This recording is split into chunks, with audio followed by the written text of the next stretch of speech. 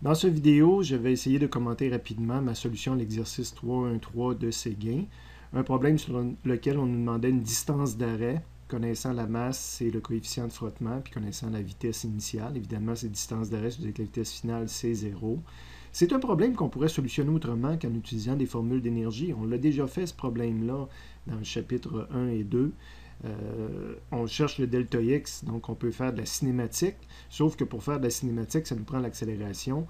Tu prends le chapitre 2, connaissant la force de frottement, on est capable de le calculer, on connaît le coefficient de frottement. Connaissant la force de frottement, tu peux trouver le A. Connaissant le A, tu vas pouvoir utiliser le chapitre 1 pour calculer le delta x.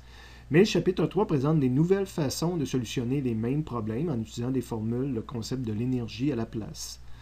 Donc, je cherche le delta x. Ce qui fait apparaître le delta x, c'est le travail fait par une force, parce que le travail fait par une force dépend justement du déplacement, du delta x dans ce cas-ci.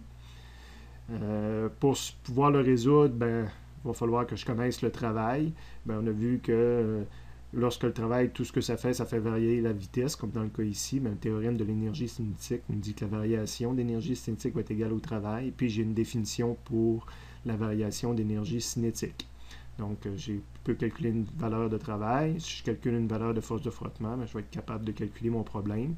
Pour ça que dans la deuxième partie, j'avais calculé la force de frottement en utilisant le concept du frottement cinétique qui fait apparaître la force normale. Donc, j'ai besoin de faire ce qu'on faisait dans le chapitre 2.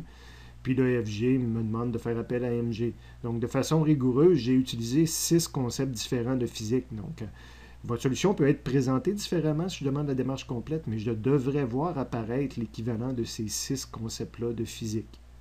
Évidemment, juste la réponse, ça va faire apparaître l'équivalent des 6 formules en vert. En B, on va nous demander de faire la même chose, mais pour une vitesse initiale du double de 8 mètres par seconde. Je l'ai solutionné à la page suivante, dans le milieu. Donc, j'ai juste repris, parce que évidemment, c'est exactement les mêmes données, le même schéma. Ce qui change, c'est quand je vais pitonner mes formules, je vais avoir un 8 au carré ici au lieu d'un 4 au carré. Évidemment, c'est mis au carré. C'est pour ça qu'à la fin, si on complète nos calculs, on s'aperçoit qu'on arrive à 4 fois plus de distance, qui est cohérent avec le fait qu'on a un carré dans la formule.